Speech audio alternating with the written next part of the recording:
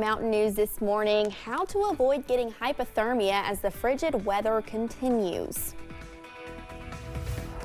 And warming shelters have opened up across the region, and officials are urging anyone in need to take advantage of those shelters.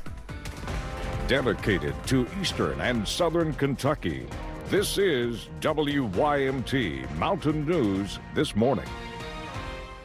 Welcome to Mountain News This Morning. I'm McKinley Calandrino here with you on this Wednesday, January 28th. The time is now 6:30. Let's check in with meteorologist Megan Desmall for a look at your forecast this morning. And Megan was asking me what lip gloss she should put on this morning, and she had one called Frosted Cranberries or Cranberries Cherries in the Snow. Cherries in the snow. I think that's so fitting. So are we going to see any cherries in the snow this weekend?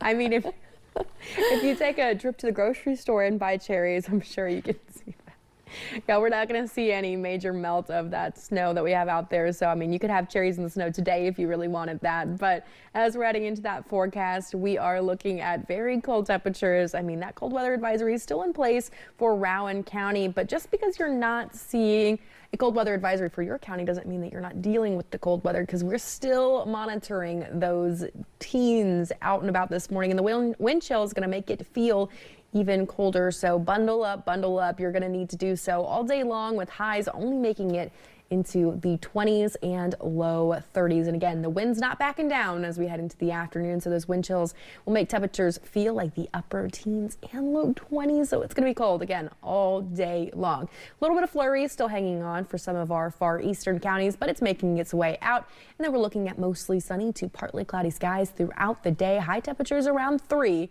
But thankfully, nothing too crazy in terms of snow. That will be coming as we're heading into your Friday. McKinley. All right, thank you, Megan. Now to an update on the water situation out of Wayne County, West Virginia. 2 weeks ago, authorities say a vandalism at a power substation caused oil to leak into the town's waterways, leaving residents without water now for a week and a half. A statement released from the West Virginia Department of Health indicated that oil from a vandalized transformer was present at one location within the Wayne water system. But that water test was collected before officials say this weekend's weather damaged some of the contaminated equipment. Those living in Wayne say they are growing restless.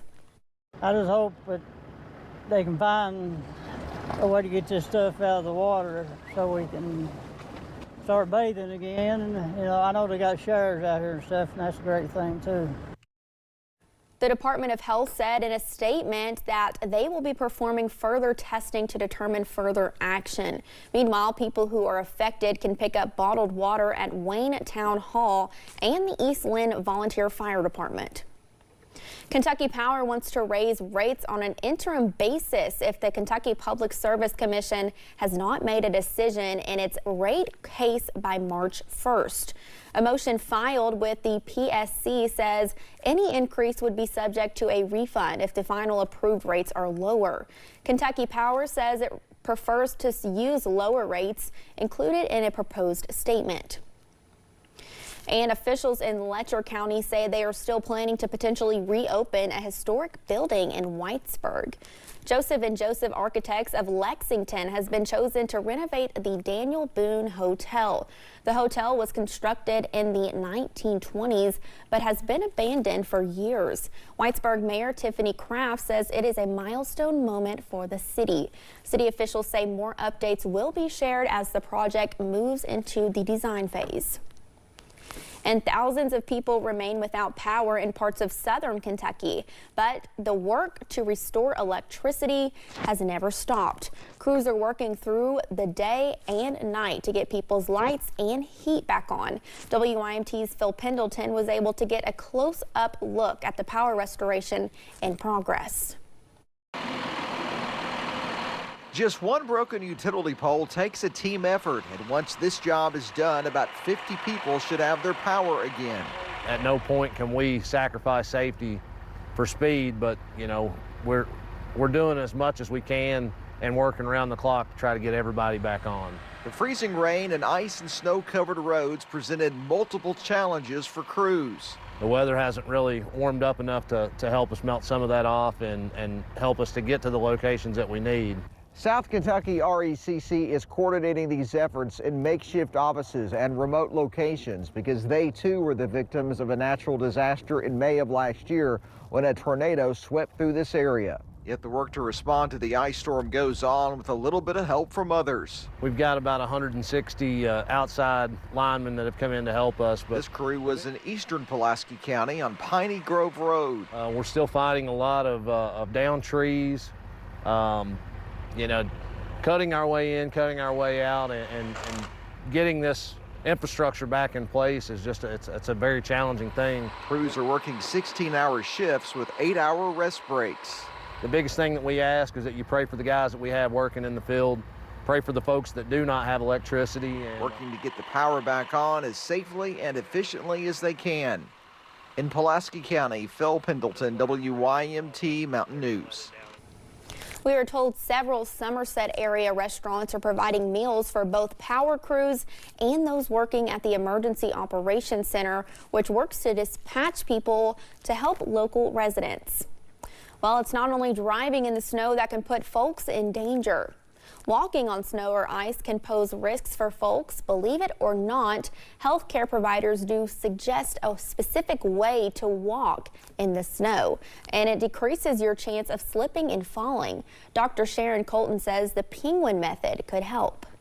We sometimes talk about penguin walking, you know, that if you have to walk on snow or ice, that you kind of walk a little more shuffling like a penguin, and that's a little safer. It gives you a better center of gravity. Colton also recommends having on a good pair of shoes with tread will help you walk in the snow better. She says keep a pair of boots in your go bag. With the cold temperatures, doctors are already seeing patients with hypothermia and frostbite. They say it only takes 15 to 20 minutes for hypothermia to set in without proper clothing. But you can still get hypothermia no matter how much you bundle up. ER physician Bruce Cautelist says it's important to know the signs. Those individuals are going to be shivering, and once they stop shivering, once they become a little bit confused, staggering, kind of changes in their speech, those are some of the things we really watch out for. The Catholic Action Center says they've had 4 people get frostbite as they were walking to shelters, and they know of people who have died from hypothermia so far this year. With frigid temperatures, warming shelters have opened up across the region, and officials are urging anyone to take advantage of them. 4 of them are open in Lawrence County, including the First Baptist Church of Louisa.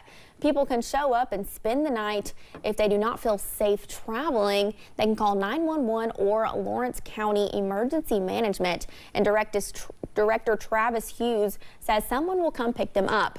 Hughes says so far to a couple dozen people have come into the warming shelters in the county. As the winter weather sticks around, a Pike County planted mission is hoping to help those in need. Pike County Church of God, MPGT, and the West Care Perry Klein Emergency Shelter provides blessing bags to unhoused neighbors during the winter months. The bags, each filled with a blanket, coat, sleeping bag, hygiene products, winter accessories, and more, are left under a bridge in places where unhoused folks frequently stay. Organizers say it is about saving lives and being good neighbors. And what they didn't need, I'm assuming they'll pass it on. But it's not for us to decide if they need it or not. That's between them and the good Lord. We're going to supply them what it takes to be warm. The program serves several different counties with the help of first responders and community volunteers. Folks throughout the state are praising those workers who cleared roads, fixed power lines, and responded to emergencies. But there are others who also risk their lives during this weather to ensure health and safety. WYMT's Neely Green has the story. As a healthcare worker, we're expected to be there. We're expected to be there to take care of our patients. Heroes don't always wear capes. Some of them wear stethoscopes and scrubs. Sunny skies, freezing snow, or pouring rain, healthcare workers show up to serve no matter the conditions. Not only hospitals, but nursing home. We have a personal care home here. Those people have to be there, and not to mention our first responders who often help bring the healthcare people into where they need to be. While Dr. Sharon Colton is an outpatient provider, she does worry about road conditions when she has to work. But it is not only the roads that pose a risk for her. Frankly, as being a little older provider, I worry more about walking in the snow or ice than I do driving in it. If the roads are dangerous for healthcare workers, they are also dangerous for the patients. While some cases are emergencies and do require immediate attention, other cases can be resolved over the phone. If you have an appointment, call and see if you can do a telemedicine. You know, don't get out in the cold and ice if there's any danger. Colton says rain or shine, healthcare is a special calling for folks who want to help others. I think that's why most physicians are doing it. They truly do want to help people. Yeah, absolutely. In Harlan County, Neely Green, WYMT Mountain News. Colton says the Clover Fork Clinic in Harlan was open during the storm and provided care to patients who made their scheduled appointments. And despite the treacherous weather, one restaurant in Perry County is keeping its doors open 24/7, 7 days a week.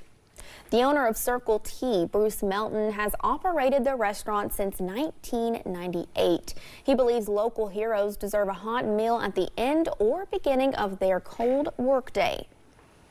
The people that have to work 24/7 to keep us safe and keep our electricity on and utilities going, it's satisfying to be able to accommodate them and have them come in and sit down and relax and after a hard day and have a meal. Melton says although it has been a little slow, it is all about providing for those who provide for our families. We have a little bit of flurries that are exiting the area. We're watching that this morning. It looks like it's since then cleared itself out, and we'll start off with the sunny skies as the sun starts to rise, but then we'll transition into mostly sunny and then partly cloudy skies as cloud cover increases throughout the day. Here's a look at temperatures though, as we look at a mixture of the upper single digits and low to mid-teens. It's definitely a very cold start to the day with feels like temperatures even chillier as those winds are picking up and will continue to pick up as we head into the afternoon with high temperatures in a mixture of the 20s and 30s. So cold all day long. You're going to expect to stay below freezing for most folks here in eastern Kentucky. McKinley. Thank you for joining us. The time is now 6:41. Still to come on Mountain News this morning. Could an AI-created song ever win a Grammy Award? We have a look at the growing impact of artificial intelligence on the music industry.